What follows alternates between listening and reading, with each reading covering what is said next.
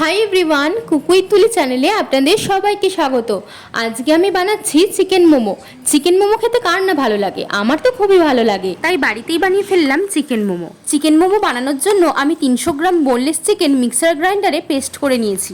এবার এর মধ্যে দিয়ে দেব দুটো মাঝারি সাইজের পেঁয়াজ কুচি, 4 থেকে 5 টেবিল চামচ সাদা তেল, 1 টেবিল চামচ সয়া সস, 1 টেবিল চামচ ভিনিগার, স্বাদ মতো নুন, 1 টেবিল চামচ গোলমরিচের গুঁড়ো, 1 টেবিল চামচ আদা বাটা আর 2 টেবিল চামচ রসুন বাটা। এবারে সব মশলাগুলো মাংসের সাথে ভালো করে মিশিয়ে নিয়ে ঢাকা দিয়ে রেখে দেব।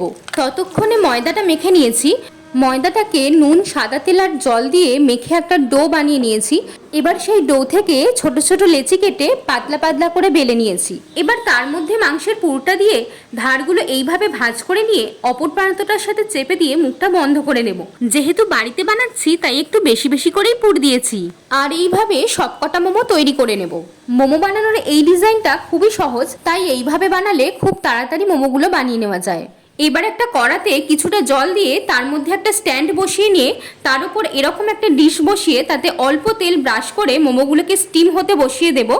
ঢাকা দিয়ে 15 মিনিট মিডিয়াম ফ্লেমে সেদ্ধ করে নামিয়ে নেব। মোমোর সাথে খাবার জন্য আমি রেড চাটনি আর গ্রিন চাটনি, 2 রকমের চাটনি বানিয়েছিলাম।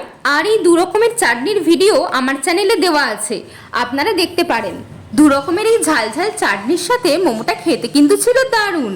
চিকেন মোমো বানানোর এই রেসিপিটা আপনাদের কেমন লাগলো কমেন্ট করে কিন্তু অবশ্যই জানাবেন।